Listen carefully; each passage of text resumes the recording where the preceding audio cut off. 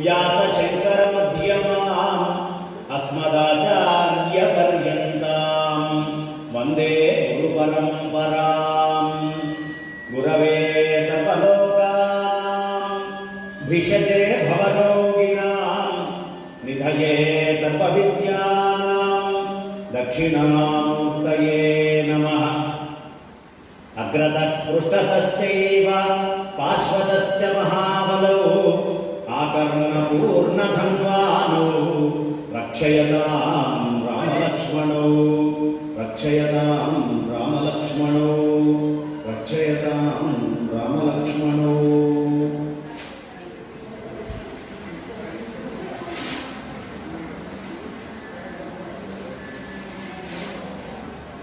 శ్రీ రుక్మిణీశ కేశవ నారద సంగీతలోల నగధర శౌరీ ద్వారక నిలయ జనార్దన కారుణ్యముతోడము కావుము కృష్ణ.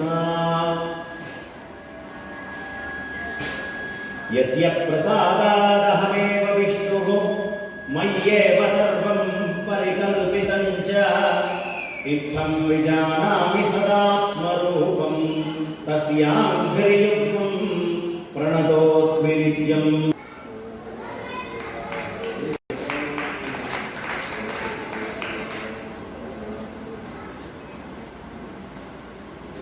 అందరూ నారాయణ జయ గోవింద హరే నారాయణ నారాయణ జయ గోపాల హరే నారాయణ నారాయణ జయ గోవింద హరే గోపాల హరే నారాయణ నారాయణ జయ గోవింద హరే నారాయణ నారాయణ జయ గోపాల హరే. గోపికా బృంద Vihari Lal key Govind key Govinda. Govinda అంటే కూడా కొంతమంది మొహమాట పడుతున్నారు. ఏం పర్వాలా, ఇప్పుడు గోవింద అనకపోయినా ఏదో ఒకరోజు గోవింద అంటాం ఖాయం. గోవింద అనే లోపు ఎవడు గోవింద అంటాడో వాడు అదృష్టవంతుడు. గోవింద గోవింద. ఇంకా కొంచెం ఎందుకు ఆలోచిస్తున్నారు గోవింద అంటానికి? ఏం పర్వాలేదు, గోవింద నామాన్ని చేస్తే దీన్ని నోరు అన్నారు, లేకపోతే రుబ్బురోలు అంటారు. నోరు ఏం చేస్తుంది? భగవన్ నామాన్ని చేస్తుంది. అదే రుబ్బురోలు అయితే ఏం చేస్తుంది? అంత వడపప్పు లేదు కాస్త మినప్పప్పు వేస్తే బ్రహ్మాండంగా పిండి చేసి పెడుతుంది. అన్ని గారెలో వడలో ఏవో తయారవుతాయి, అవి నోట్లో వేసుకుంటే రుబ్బులో ఏం చేస్తుందో ఈ నోరు అదే పని చేస్తుంది అరిగించి. మళ్ళీ నోరా రుబ్బురోలా మనమే నిర్ణయం తీసుకోవాలి. గోవింద గోవింద గోవింద. భగవన్ నామాన్ని నిత్య నిరంతరం చేయాలి. ఈ ఆశ్రమాన్ని స్థాపించినటువంటిదే భగవన్ నామాన్ని మనం ఆచరించడం కోసం. కలవు నామ సంకీర్తన అని చెప్పారు. కలియుగంలో నామ సంకీర్తన చేస్తే చాలు. కారణం ఏంటి అంటే, నాయన నీకు 72,000 నాడులు ఉన్నాయిరా, అద్భుతమైనటువంటివి. యశోదని, పయస్విని, గంగా యమున సరస్వతి, ఇలా చక్కగా రకరకాల పూష, అలం పూష, గాంధారి, హస్తిజిహ్వ, రక్తాహ్వయ, కుహు, సినీవాలి. ఏమర్థమవుతాయి మనకి? మనకు అర్థమయ్యే అవకాశం లేదు. ఈ నాడుల గురించి ఎంత చెప్పినా మనకెక్కదు. లేదురా, నీ లోపల పంచప్రాణాలు ఉన్నాయి, నువ్వు ఉగ్గబట్టి బ్రహ్మాండమైన యోగ సాధన చెయ్యి అని ప్రాణ అపాన జ్ఞాన ఉదానాలు అనే పంచప్రాణాలు, కూర్మ కురుకుర దేవదత్త ధనంజయ నాగాది పంచవాయువులు నీలో ఉన్నాయి. వీటన్నిటినీ బిగించి వీటన్నిటినీ బాగా పట్టు సాధించి నువ్వు తపస్సును ఆచరించు. ఏమర్థమవుతుంది? ఏమన్నా అర్థమవుతుందా? యమ నియమ ఆసన ప్రాణాయామ ప్రత్యాహార ధారణ ధ్యాన సమాధి అష్టాంగ యోగాలు ఉన్నాయిరా, అవి సాధించు అని చెప్తే మనకి ఏమర్థమవుతుంది? యమం అంటే ఏమిటండి, నియమం అంటే ఏమిటండి అంటాం అజ్ఞానంతో. ఒక యుగంలో పుట్టుకతోటి తెలిసినటువంటి విషయాలు ఇవన్నీ, ఇవేమి మనకు అర్థం కావు. లేదు నాయన నీ శరీరం లోపల మూలాధార స్వాధిష్టాన మణిపూర అనాహత విశుద్ధ ఆజ్ఞ సహస్రాది చక్రాలున్నాయి. ఈ చక్రాల గురించి తెలుసుకో. ఏమర్థమైంది? ఏమీ కాదు. ఎందుకు అంటే మన బుద్ధికి పదాలు వినటానికి బాగున్నాయి, కానీ ఆ పదాల లోపల దాగి ఉన్నటువంటి మర్మాలు ఈ కలియుగంలో తెలియటం అంత తేలిక కాదు. కాబట్టి తెలిసే అవకాశం లేదు. లేదయ్యా, ఇక్కడికి కూడా నాకు అర్థం కాలేదు. సప్త ధాతువులు ఉన్నాయ్యా నీ లోపల. ఏం తెలుసు సప్త ధాతువులు అంటే? ఎముకలు, రక్తము, మాంసము, మజ్జ వినటానికి బాగున్నాయి, లోపల ఏమేమి పనులు చేస్తున్నాయో మనకు తెలియదు. మన శరీరంలోనే ఉన్నాయి. వీటిని నియంత్రిస్తే తప్ప మనం ఏం సాధించలేము. కాబట్టి మనకి నాడులు తెలియదు, షట్చక్రాలంటే ఏమిటో తెలియదు, ప్రాణాయామాది సాధనలు అంటే ఏమిటో తెలియదు. పోనీ అయ్యా అంతఃకరణం గురించి తెలుసుకో. మనస్సు, బుద్ధి, చిత్తము, అహంకారం. నిద్ర లేస్తే మనస్సు అంటాం, నిద్ర లేస్తే బుద్ధి అంటాం, అహం అనే పదం వాడుతూనే ఉంటాం, చిత్తము అనేది వాడుతూ ఉంటాం. ఇంతకీ ఇక్కడ కూర్చున్న మనలో మనస్సు అంటే ఎంతమందికి తెలుసు? బుద్ధి అంటే ఎంతమందికి తెలుసు? అహం అంటే ఎంతమందికి తెలుసు? చిత్తం అంటే ఎంతమందికి తెలుసు? ఏమీ తెలియదు. అందరం వాడుతూ ఉంటాం. అబ్బే నా మనస్సు బాగాలేదు. ఎక్కడుంది మనస్సు? ఆ మనస్సు గురించి ఏం తెలుసు మనకి? ఆ మనస్సు అనే పదం మనం వాడటానికి అర్హత మనకు ఉందా? ఏమీ తెలియకుండానే, ఆ మనస్సు గురించిన జ్ఞానం లేకుండానే ఆ పదాలన్నీ వాడుకుంటూ పోతూ ఉంటాం. కాబట్టి ఇలాంటి అంతఃకరణ శుద్ధితోటి మనం ఏమీ చేయలేము. సత్యం, శౌచం, అరే నిజమే చెప్తూ ఉండు, అబద్ధం ఆడకూడదు అని చెప్పారు అనుకోండి, నిజం అంటే ఏమిటో మనకు తెలియదు. సత్యం అంటే ఎంతమందికి తెలుసు మనలో? సత్యము అంటే ఏమిటి తెలుసు? అయ్యా అక్కడ ఆ మైకు కనిపిస్తోంది, మైకు బాక్స్ నాకు కనిపిస్తోంది, అది సత్యం కాదు, అది అసత్యమే. ఈ క్షణం అక్కడ ఉన్నట్టుగా ఉంది. ఇది 10 ఏళ్ల క్రితం లేదు, 50 ఏళ్ల తర్వాత ఉంటుందో ఉండదో ఎవరికీ తెలియదు. కాబట్టి ఈ క్షణానికి ఉన్నట్టుగా గోచరిస్తోంది. కాబట్టి సత్యం వరకు అంటే బాక్స్ అక్కడ ఉంది అంటాం సత్యం అని మనం అనుకుంటాం. కాదు, సత్యం అంటే ఏమిటో మనకు తెలియదు. తపశ్శౌచం, తపస్సు అంతకంటే తెలియదు. శౌచం ఇంద్రియ నిగ్రహం. నీ ఇంద్రియాలను నిగ్రహించుకోవయ్యా. నీ లోపల కామము, క్రోధము, లోభము, మోహము, మదము, మాత్సర్యము ఇవన్నీ క్షణక్షణం తిరుగుతూ ఉన్నాయి. వీటన్నిటినీ నువ్వు నియంత్రించవయ్యా. ఏమన్నా అర్థమైందా? కామం అంటే ఏమిటో తెలియాలి, క్రోధం అంటే ఏమిటో తెలియాలి, లోభం అంటే ఏమిటో తెలియాలి, మద మాత్సర్యాలు ఏమిటో తెలియాలి, మోహం అంటే ఏమిటో తెలియాలి. ఇవన్నీ అర్థం కావడమే కష్టమే. తెలియకుండానే మన నుంచి ఇవన్నీ తనుకొని బయటకు వస్తూ ఉన్నాయి కదా. ఎంత నియంత్రించాలన్నా, ఎంతమంది ఇక్కడ కామ, క్రోధ, లోభ, మోహాదులని అరిషట్ వర్గాలని అణుచుకున్న వాళ్ళు ఉన్నారు. అవన్నీ వినటానికే బాగున్నాయి, కానీ ఆచరణలో మనకి చాలా దుర్లభం, అంత తేలిక కాదు. వేదాంతం వినటానికి బాగుంటుంది, కానీ ఏమీ అర్థం కాదు. ఇప్పుడు నేను మీకు ఇక్కడ కూర్చోబెట్టి 1 గంట సేపు వేదాంతం మాట్లాడా, ఏం మాట్లాడాను అని చివరికి అడిగితే, వేదాంతం అంటే మల్లాది చంద్రశేఖర శాస్త్రి గారు ఒక మాట చెప్పారు. చెప్పేవాడికి అది తెలియదు, వినేవాడికి అర్థం కాదు. కానీ 1 గంట సేపు దాని గురించి మాట్లాడుతూనే ఉంటారు. చెప్పేవాడికి తెలియదు, వినేవాడికి అర్థమయ్యే అవకాశమే లేదు. కానీ దాని గురించి గంట సేపు ఇద్దరు ఏదో పెద్ద చర్చలు చేస్తూ ఉంటారు. ఏముంది? ఇవి ఏవీ అర్థం కాదు. కానీ ఇవి ఏవీ మనకు తెలియకపోయినా, ఇవేవీ మనకు అర్థం కాకపోయినా, ఇంత యోగ సాధనలు ఈ కలియుగంగా మనం చేయలేం. కాబట్టి ఈ వీటన్నిటినీ తీసుకొచ్చి రాజయోగం ద్వారా కానీ, జ్ఞానయోగం ద్వారా కానీ మనస్సుని లయం చేయడం అనేది మనకి సాధ్యం కాదు. కాబట్టి అనాయాసమైన మార్గం మనకి మహాత్ములు పెద్దలు బోధించారు. ఏమిటది? నాయన, మీరు అర్చన కూడా చేయలేరు. విగ్రహం పెట్టుకొని ఆ విగ్రహం మీద విగ్రహంగా మనస్సుని 1 పావు గంట 10 నిమిషాలు మీరు పూజ కూడా మీరు చెయ్యలేరు. ఈ కలియుగంలో పరిపరివిధాలుగా సంచరిస్తూ ఉంటుంది. మానస వనచర వర సంచారము నిలిపి మూర్తి బాబుగా పొడదనే వారెందరో మహానుభావుడు అంటారు త్యాగరాయ స్వామి వారు. ఈ మనస్సు అనేటటువంటి ఈ వనచరాన్ని,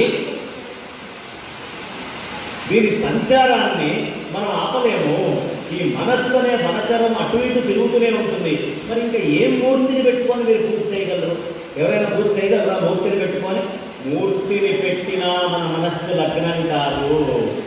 మరి ఏం చెయ్యాలి అనే ప్రశ్న వచ్చింది.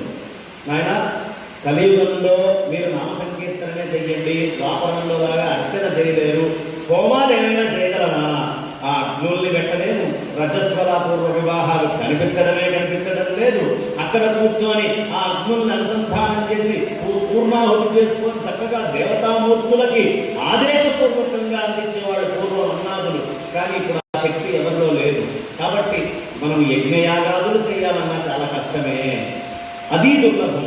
తపస్సేమైనా చేయగలమా? తపస్సు చేయలేము. ఇవే కానప్పుడు తపస్సు ఎక్కడి నుంచి చేస్తాం? మన ఇంద్రియాలనే నిగ్రహణ చేయలేని వాళ్ళం తపస్సులు చేస్తామా, హోమాలు చేస్తామా? కానీ ఒక్కటి చేయగలం. ఇప్పుడు అనంటే పెద్దగా గోవిందా ఇది అనొచ్చు. కలియుగంలో అనాయాసంగా అనగలిగింది ఏమిటి? భగవన్నామము. దీన్ని ఎప్పుడూ మనం మర్చిపోకూడదు. అందుకనే మనకి తెలియదు కానీ నిజంగా ఉత్తరాది ప్రాంతానికి కనుక మనం వెళ్తే మధుర భక్తి. అసలు వాళ్ళు ఏమి భగవన్నామం చేస్తారు, ఎంత మనస్సుని ఒక చిన్న పసిపిల్లవాడి మనస్సులాగా చేసుకొని పరిపూర్ణంగా ఆయన మీద లగ్నం చేసి నృత్యాలు చేస్తారు. మనం లేచి కూర్చొని ఒక 2 స్టెప్పులు ఏవయ్యా నాట్యం దేవుడి ముందు అంటే తెగ సిగ్గుతోటి చిచ్చి నేను చేయడం ఏమిటి నాట్యం, భగవంతుడి ముందు చెయ్యాలా అని ఎవరికి వాళ్ళని భీష్మించుకొని ఈ శరీరం మీద ప్రీతితోటి బతికేటటువంటి వాళ్ళని మనం. కానీ అలా ఉండదు ఉత్తరాది కనుక మీరు వెళ్తే.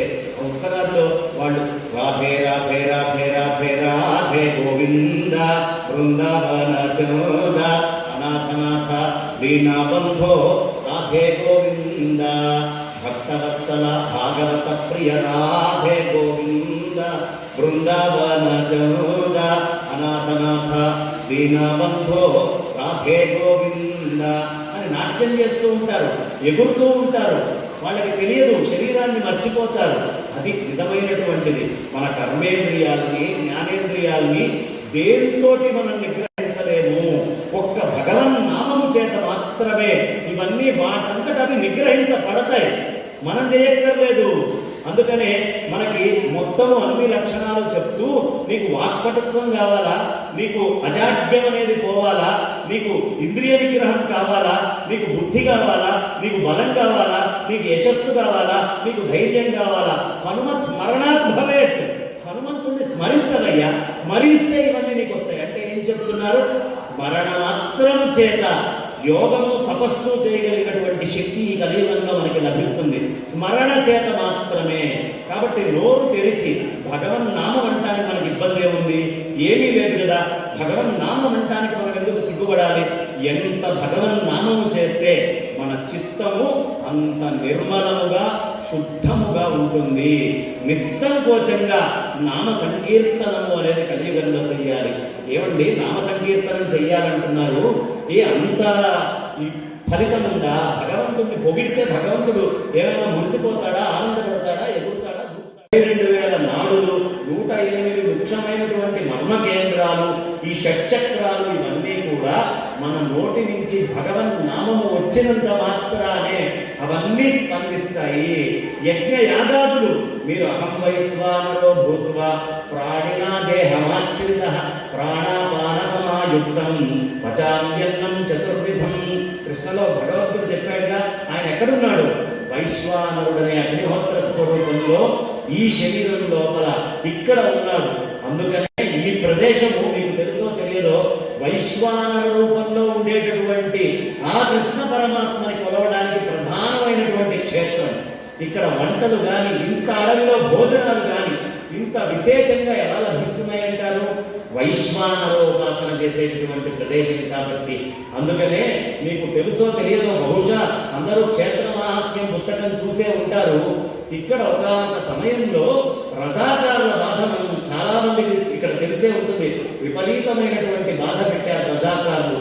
ఎక్కడ ధర్మం ఉంటే, ఎక్కడ ధార్మికమైన విషయాలు ఉంటే వాటిని నాశనం చేయడమే ప్రధానమైన లక్ష్యంగా హైందవ ధర్మాన్ని నమ్ముకోనున్నటువంటి వాళ్ళని వాళ్ళ నమ్మకం మమ్ము చేసి వాళ్ళ మతాల్లోకి మార్చడానికి రకరకాలైనటువంటి కుట్రలతో, రకరకాలైనటువంటి దాష్టికాలతోటి మన మీద దాడి చేసినటువంటి రోజులు.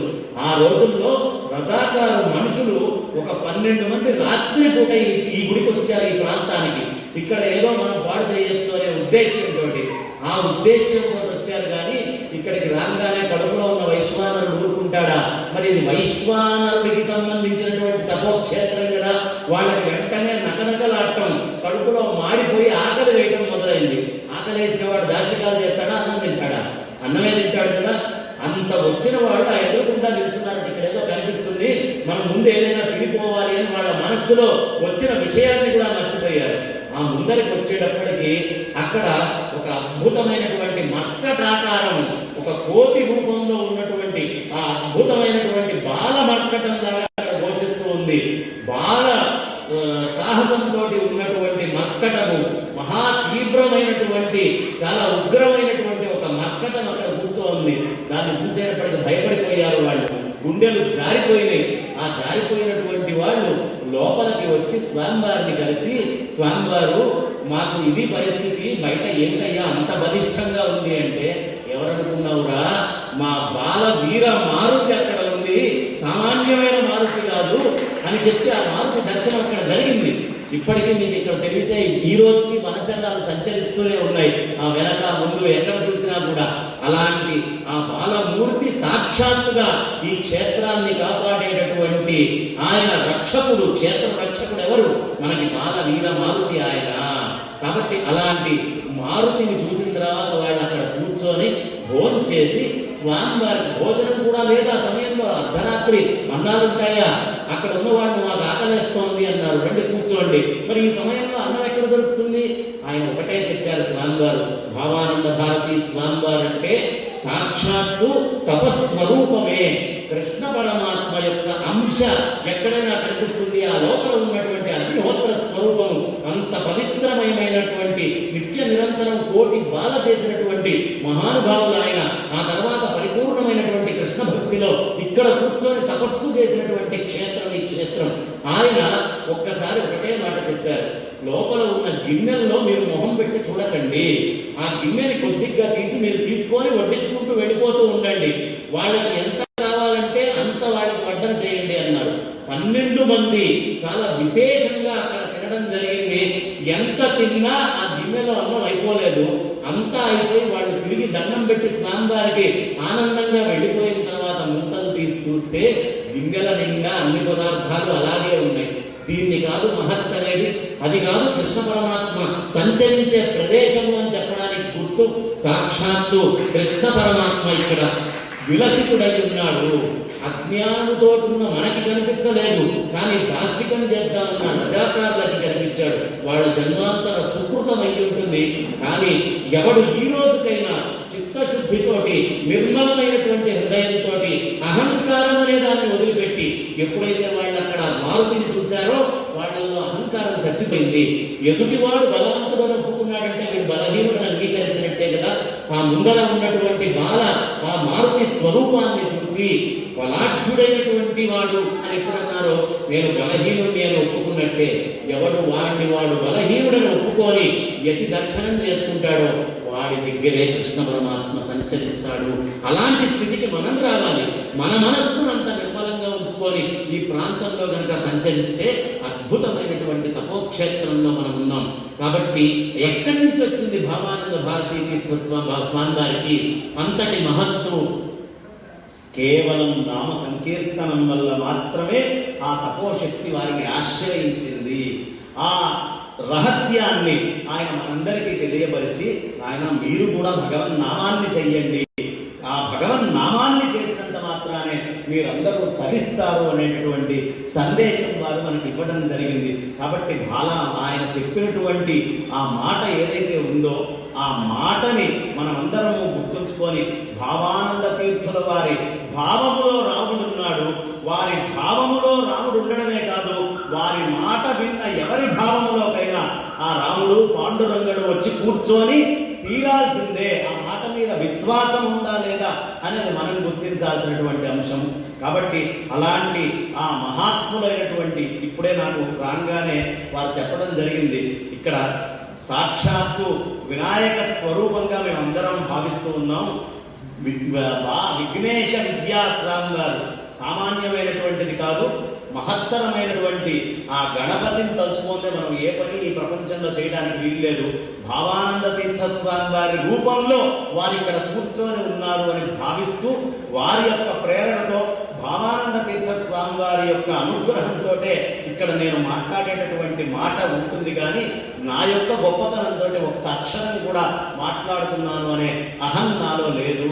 ఇక్కడ నేను వచ్చి కూర్చోవడానికి ముఖ్య కారణం ఏమిటి అంటే, నాకు శృంగేరి జగద్గురువులు భారతీ తీర్థ స్వామి వారన్న, అభినవ విద్యాతీర్థ స్వామి వారన్న అపరిమితమైనటువంటి భక్తి.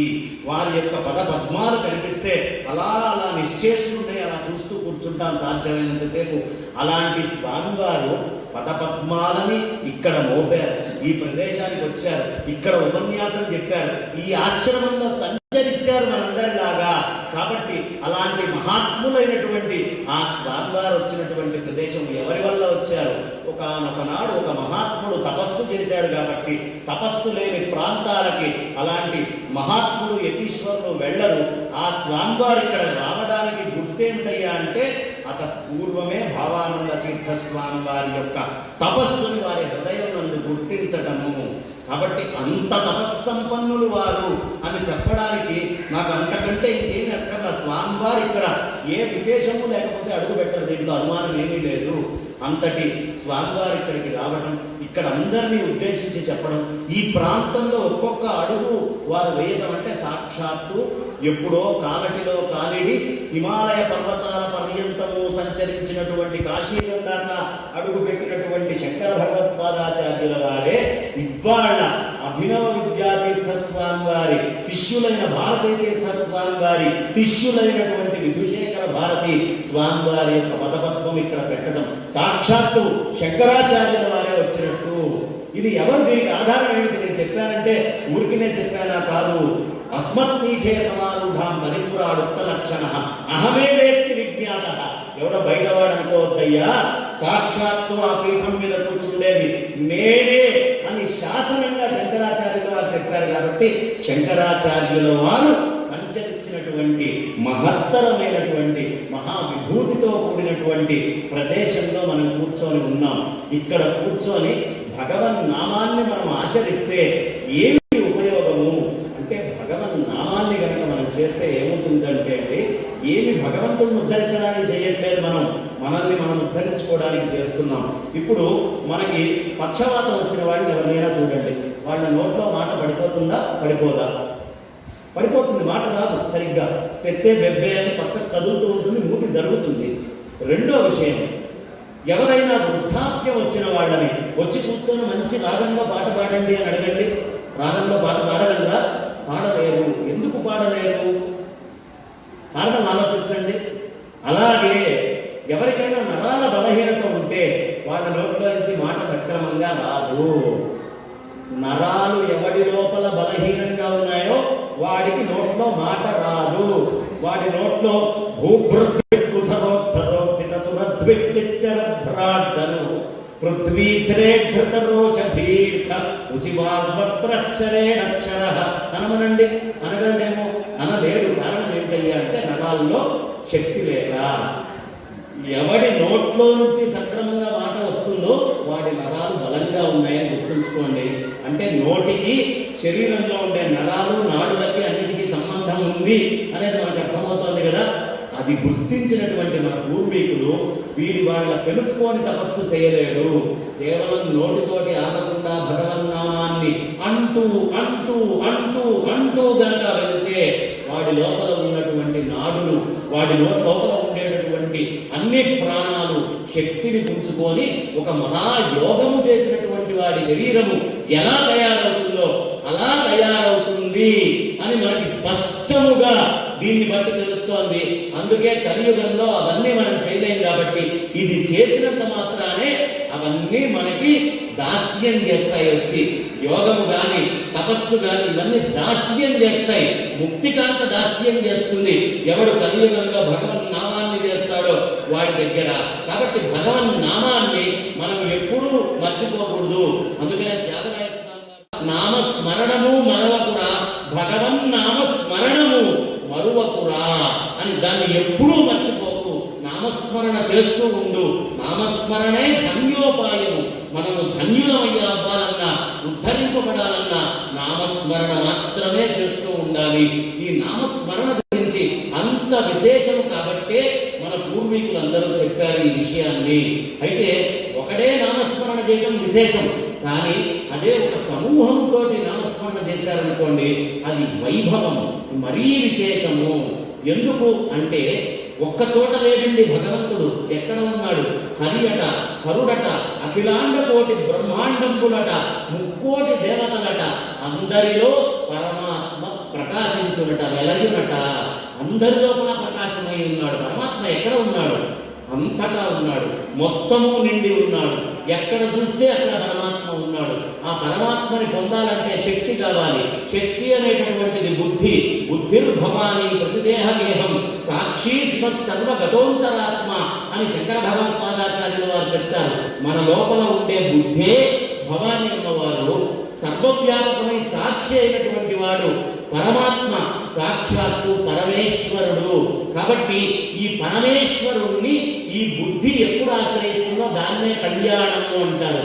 మనం భగవంతుడికి కళ్యాణాలు చేస్తూ ఉంటాం. ఎందుకోసం కళ్యాణం చేస్తున్నాం? బహిర్ముఖంగా ఈ బుద్ధి పరమాత్మలో ఐక్యం కావాలి అనే విషయాన్ని చూపించడం కోసము ఆ అమ్మవారికి, అయ్యవారికి నిత్య కళ్యాణం, పచ్చతోరణం అని ఎప్పుడూ కళ్యాణం చేస్తూ ఉంటాం. మనం కూడా ఈ బుద్ధిని పరమాత్మలో ప్రవేశపెట్టి సాధ్యమైనంత మటుకు ఆ కళ్యాణాన్ని నిత్య నిరంతరము చేస్తూ ఉండాలి అని స్పష్టంగా మనకి తెలియపరుస్తూ ఉన్నారు. కాబట్టి శక్తిని ఎప్పుడు వదిలిపెట్టకూడదండి. శక్తితో కూడినటువంటి పరమాత్మనే.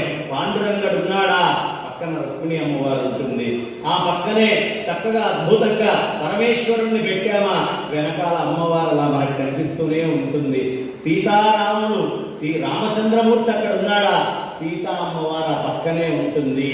అందుకనే పెద్దవాళ్ళందరూ మీకు తెలిసినందుకే నామ సంకీర్తనంలో ఖచ్చితంగా ఆ శక్తిని ప్రేరేపించి చూపిస్తారు. శక్తిని చెప్పకుండా ఎప్పుడూ పూర్తిగా మనకి తెలియపరిచేటటువంటి అవకాశము లేదు. అందుకనే మనకి ఎక్కడ నామం తీసుకున్నా, ఏది తీసుకున్నా శ్రీరామ అనాల్సిందే. రామ రామ రామ రామ అనుకుంటూ వెళ్ళినా కూడా ఫలితం ఉంటుంది. కానీ శ్రీరామ అని చేర్చినంత మాత్రానే ఆ చక్కటి అమ్మవారు అయ్యవారితో కలిసినటువంటి ఆ విభూతి మొత్తం ఉంటుంది. శ్రీకృష్ణ, ఆ శ్రీలోనే రాధ ఉంది, ఆ శ్రీలోనే రుక్మిణి ఉంది. శ్రీకృష్ణ అనే పదమే మనం వాడాలి. పార్వతీ పరమేశ్వర అనే పదమే వాడాలి. ఇది గనక వాడకుండా మనం అమ్మని వదిలిపెట్టి అయ్యని ప్రయత్నిస్తే, శక్తిని వదిలిపెట్టి పరమాత్మని చేరాలనుకుంటే చేరలేము. ఈ శరీరం లోపల ఉండేటటువంటి ఈ బుద్ధి అనబడేటటువంటి శక్తిని తీసుకొని వెళ్ళి పరమాత్మలో ప్రవేశపెట్టాలి. అందుకనే అమ్మవారు లేదే ఈ ప్రపంచంలో ఏదీ కాదు. మన ఇళ్లలో కూడా చిన్న ఉదాహరణతో చెప్తాను. ఆడవాళ్ళ యొక్క శక్తి లేని దగ్గర ఎక్కడా శక్తి చెల్లదు. ఒక ఊళ్ళో ఒక రాజుగారికి అనుమానం వచ్చింది. అసలు నా దేశంలో మగ పెత్తనం ఎంత ఉంది, ఆడపెత్తనం ఎంత ఉంది గమనిద్దాము అని అనుకున్నాడు. అనుకోని ఒక పెద్ద దండోరా వేయించాడు. ఇళ్లల్లో ఆడపెత్తనం ఉన్న వాళ్ళందరికీ యాపిల్ పండ్లు పెట్టాను ఈ పక్కన, అవి తీసుకొని వెళ్ళండి. సేపు ఫలాలు ఉన్నాయి, ఈ సేపు ఫలాలు తీసుకొని వెళ్ళండి. ఇళ్లలో మగ పెత్తనం ఉన్న వాళ్ళందరూ ఈ గుర్రాన్ని తీసుకొని వెళ్ళండి అని చెప్పారు. మగ పెత్తనం ఉన్న వాళ్ళని గుర్రాలను తీసుకొని వెళ్ళమన్నాడు, ఆడపెత్తనం ఉన్న వాళ్ళని సేపుల్ని తీసుకొని వెళ్ళమన్నాడు. సరే, అందరూ వచ్చారు. రాజ్యంలో ఒకరి తర్వాత ఒకటి రావడం మొదలు పెట్టారు. ఎవరు వచ్చినా సేపులు తీసుకుంటున్నారు, వెళ్ళిపోతున్నారు. కానీ గుర్రం జోలికి వెళ్ళేవాడు ఎవడు కనిపించట్లేదు. ఒక్కడు వచ్చాడు, పెద్ద పైల్వాన్ లాగా ఉన్నాడు. వాడు బ్రహ్మాండంగా మీసాలు ఇట్లా తిప్పుకొని ఉన్నాడు, గట్టి బలిష్టంగా అంతెత్తున్నాడు. వచ్చాడు, రాజా నేను గుర్రాన్ని తీసుకెళ్తున్నా అన్నాడు. గుర్రాన్ని తీసుకెళ్ళాడు. వాడిని చూసి మురిసిపోయాడు రాజు. అమ్మయ్య, ఒక్కడైనా ఉన్నాడు రా ఇంట్లో మగపెత్తనం చూసేటటువంటి వాడు నా రాజ్యంలో అని చాలా సంతోషపడ్డాడు. మరుసటి రోజు ఉదయం వాడు బండి తిరిగి వచ్చాడు. అయ్యా, నేను నల్ల గుర్రం తీసుకెళ్ళే పొరపాటున తెల్ల గుర్రం కావాలి అని అడిగాడు. ఏమిట్రా తెల్ల గుర్రం ఎందుకు అన్నాడు. మా ఆవిడ చెప్పిందండి, నల్ల గుర్రం నీకు అచ్చిరాదు, తెల్ల గుర్రం తీసుకోండి అని, అందుకని తెల్ల గుర్రం కోసం వచ్చాను అన్నాడు. ఓరి ఇదే, గుర్రాన్ని పక్కన పెట్టి సేపులు తీసుకో, నీకు సంబంధించింది కాదులే గుర్రం అన్నాడు. వాడికి కూడా సేపులు ఇచ్చి పంపించాడు. సరే, అయిపోయింది. రాత్రి నిద్రపోతున్నాడు. 12ంటికి మంత్రి వచ్చాడు. మంత్రి టపటపా తలుపు కొట్టడం మొదలు పెట్టాడు. వెంటనే రాజు బయటకు వచ్చాడు. రాజుగారు నాకు చిన్న అనుమానం ఉంది, అది తీర్చాలి అన్నాడు. అదేమిట్రా ఇప్పుడు వచ్చారు మీరు మంత్రి గారు, రేపు ఉదయం రావచ్చు కదా అంటే, లేదు మా ఆవిడ ఇప్పుడే వెళ్ళి అడిగిన మిమ్మల్ని అన్నాడు. ముందు ఆ 4 యాపిల్ పండ్లు తీసుకో, తర్వాత మాట్లాడన్నాడు. 4 యాపిల్ పండ్లు మంత్రి తీసుకున్నాడు. తీసుకున్న తర్వాత రాజుగారితో అన్నాడు, రాజుగారు ఏం లేదు, మీరు ఇక్కడ ఇన్ని యాపిల్ పండ్లు అన్ని గుర్రాలు పెట్టే బదులే వరహాలో డబ్బో బంగారమో పెడితే జనాలకు ఉపయోగపడేది కదండి. ఈ యాపిల్ పండు ఎందుకు పెట్టారంటే, రాణిగారు రాణిగారు ఒప్పుకోలేదయ్యా, నేను వరహాల వెళదాం అనుకున్నాను, రాణిగారు ఒప్పుకోకపోయేటప్పుడు నా పరిస్థితి ఇది అన్నాడు. వెంటనే మంత్రి అన్నాడు, అయ్యా రాజుగారు, యాపిల్ పండు ఇక్కడే కోసేయమంటారా మళ్ళీ కొలువులోకి పంపించమంటారా అని. అంటే రాజా, నువ్వు కూడా యాపిల్ పండుగ అర్హుడు అయ్యా. ఈ ప్రపంచంలో రాజైన, మంత్రి అయినా, పెద్ద వస్తాదైనా, అతి సామాన్యుడైనా, ఎంత నేర్చినా, ఎంత చూచినా, ఎంత వారలైనా కాంతదాసులే అని చెప్పినట్టు స్త్రీ పెత్తనమే నడుస్తూ ఉంటుంది. స్త్రీ అంటే శక్తి, శక్తిని వదిలేసి పరమాత్మని పొందాలి అనే ప్రయత్నం చేయటం చాలా కష్టం. ఇది శంకరాచార్యుల వారికి ఒక సందర్భంలో ఆయనకి జరిగినటువంటి ఘటన. ఆయన ఎప్పుడు పరమేశ్వరుని ఆరాధిస్తూ వెళ్తూ ఉండేవారు, ఎప్పుడు శక్తి ప్రస్తావన మొదట్లో లేకపోయేటప్పటికీ ఒకనొక సందర్భంలో ఆయన గుంటలో పడ్డారు. అద్వైతము కేవలం పరమాత్మ గురించి చెప్తూ శక్తిని ఆయన ప్రతిపాదించినందుకు పడేటప్పటికీ అక్కడి నుంచి ఒక ముసలావిడ అవ్వలాగా నడుచుకుంటూ వెళ్తోంది. ఈయన గుంటలో నుంచి లేవలేకపోతున్నాడు. ఈమెను చూసి, అమ్మ కొంచెం పైకి రాదువా అన్నాడు. ఏ పైకి నువ్వు ఎందుకు రాలేవు అని అడిగింది. నాకు శక్తి లేదమ్మా అన్నాడు. ఓహో, శక్తి అవసరమా లేవడానికి? మరి స్తోత్రాల్లో అవసరం లేనటువంటి శక్తి లేవడానికి మాత్రం నీకు అవసరమైందా అని అడిగింది ఆ తల్లి. అడిగేటప్పటికి అంత పూర్వం ఆకాశ మార్గాల్లో వెళ్ళినటువంటి స్వామి, కానీ అక్కడ శక్తి యొక్క ప్రభావం వల్ల లేవట్లేదు. సాక్షాత్తు ఇది ఇరువురు కలిసి శక్తి తత్వాన్ని మనకు తెలియపరచడానికే ఆయన లేవలేక కాదు. అప్పుడు వెంటనే ఆ అమ్మవారు ప్రత్యక్షమై ఆయన అమాంతం పైనుంచి పైకి లేచొచ్చి పైన నిల్చుంటారు. కాబట్టి శక్తి లేనటువంటి పరమేశ్వర ఆరాధన, పరమాత్మ యొక్క ఆరాధన చాలా కష్టము. శక్తితో కూడినటువంటి, శక్తి సహితమైనటువంటి ఎప్పుడు ప్రార్థనల్నే మనం ఆచరిస్తూ ఉండాలి. అందుకనే నిత్య నిరంతరము అక్కడ రుక్మిణి అమ్మవారు, పాండురంగడు, సీత, రాముడు. సీత అమ్మవారే కావాలి, రాముడు వద్దు అని ఎవరైనా అన్నాడు అనుకోండి, వాడిని రావణాసురుడు అని పిలవాలి. నాకు రాముడే కావాలి, సీత అక్కర్లేదు అంటే వాళ్ళని శూర్పణఖ అని పిలవాలి. శూర్పణఖ రావణాసురుడు కావడం కాదు, సీతారాముల్ని అర్చించి హృదయంలో పెట్టుకోవడం అనేది మన ధర్మము. కాబట్టి ఆ విధమైనటువంటి ఆరాధన చేసుకోవడానికి మనకి చక్కగా స్వామివారు ఇక్కడ అన్ని ఏర్పాట్లని మనకి చేయడం జరిగింది. ఇంత అన్నదానం విశేషంగా జరుగుతూ ఉంది. ఇలాంటి ప్రదేశంలో మనము రావాలి అంటే ఎంతో జన్మాంతర తపస్సు ఉంటే తప్ప ఇలాంటి ప్రదేశానికి మనం రాలేము.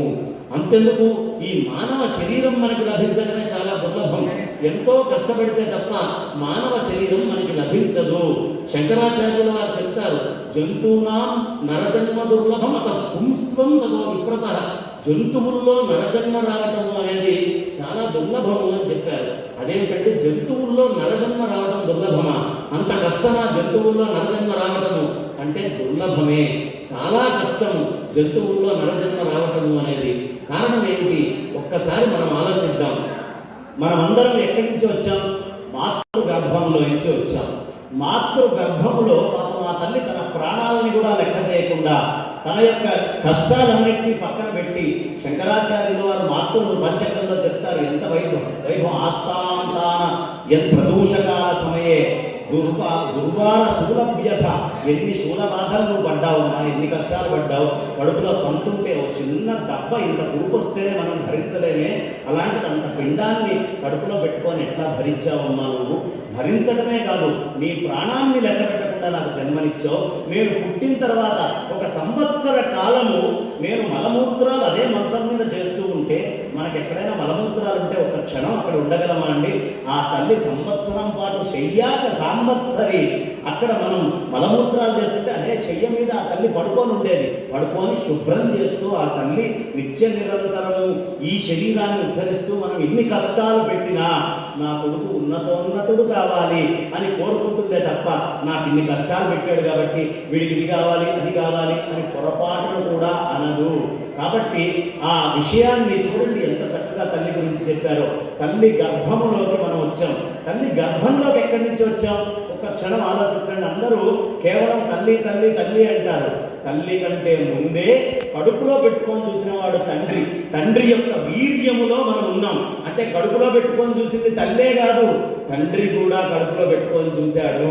ఆ తండ్రి యొక్క గర్భంలో నుంచే వీర్య రూపంలో బయటకు వెళ్ళడం జరిగింది. మరి తండ్రిలోకి ఏమైనా మనం ఊడిపడ్డామా? ఆకాశం నుంచి ఎగిరిపడ్డామా? పడలేదే. తండ్రిలోకి కూడా తండ్రి తిన్నటువంటి ఆహార పదార్థాల్లోంచి వచ్చాం. ఆహార పదార్థాల్లోంచి తండ్రి లోపలికి ప్రవేశించాం. ఆ ఆహార పదార్థం అందుకనే మనం చెట్లని పుట్లని అన్నిటినీ కూడా దండం పెట్టి పూజ చేసేది. మిగతా మతాల వాళ్ళు మనల్ని అడుగుతారు, ఏమయ్యా మీకు బుద్ధి లేదా, ఎందుకు చెట్లు చామలకి పూజ చేస్తారు? కాదురా, నేను పుట్టక ముందు ఆ చెట్టు కూడా నా తల్లి మోసినట్టే మోసింది, దానికి కూడా నేను రుణపడి ఉన్నాను. ఈ విశేషమైనటువంటి ఈ జీవ సంజాతం అంతా కూడా ఆ చెట్టులో నుంచే వచ్చింది, ఆ చెట్టు మోస్తేనే బయటకు వచ్చింది. కాబట్టి వృక్ష సంపదకి మనం నమస్కరిస్తాం. ఆ ఓషధులు వృక్షాల్లోకి ఎక్కడి నుంచి వచ్చినాయి? భూమి ఉంటే వచ్చినాయి. భూమి లేకపోతే మొక్క వస్తుందా అండి?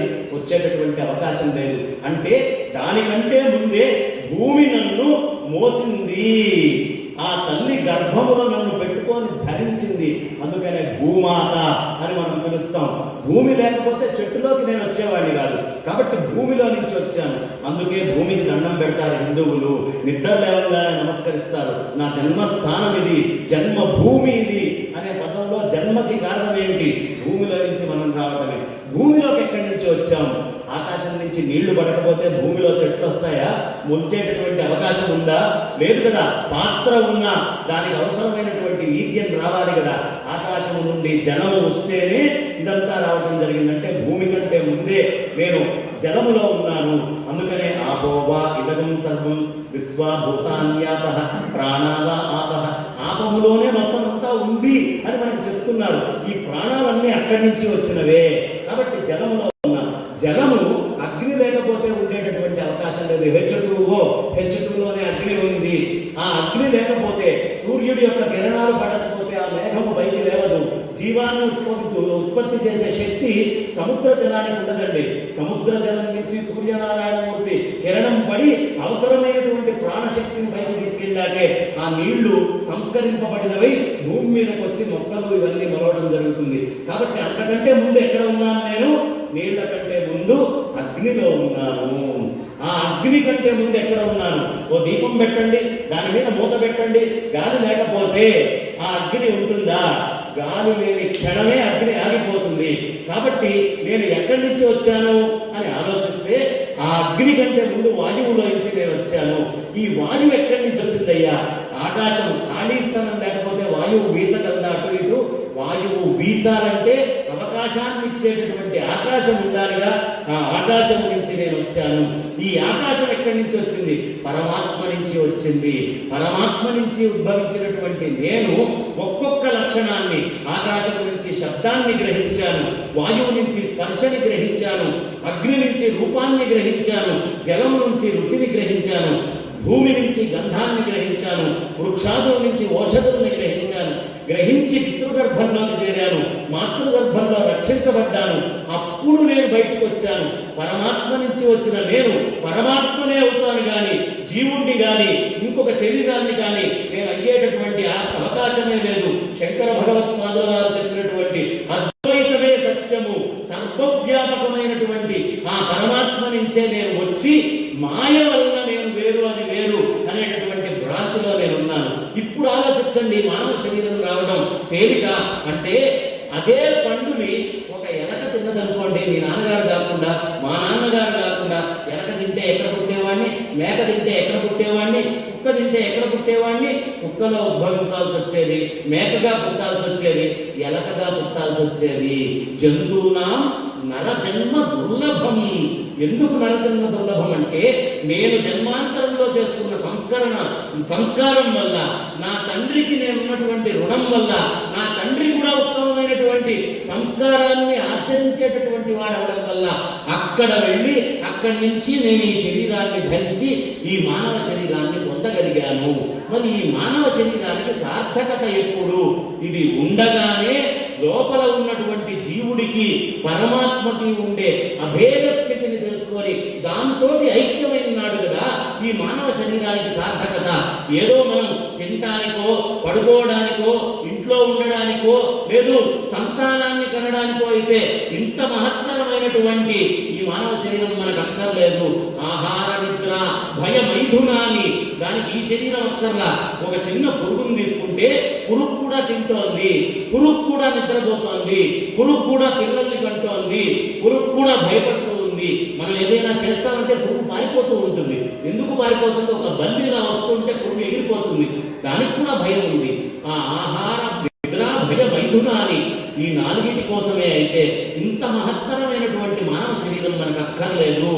ఈ మానవ శరీరం ఎప్పుడు సార్థకతని పొందుతుంది అంటే, ఇది ఏనాడు పరమాత్మ వైపు ప్రయాణం చేసి ఆ ఆత్మ వస్తువు నేను ఒకటే అని మాయని పక్కకు పెడుతుందో, ఆ మాయని పక్కన పెట్టిన నాడు, దానితోటి ఐక్యం అనే సత్యాన్ని దర్శించిన నాడు, గుర్తించిన నాడు మాత్రమే దీనికి సార్థకత.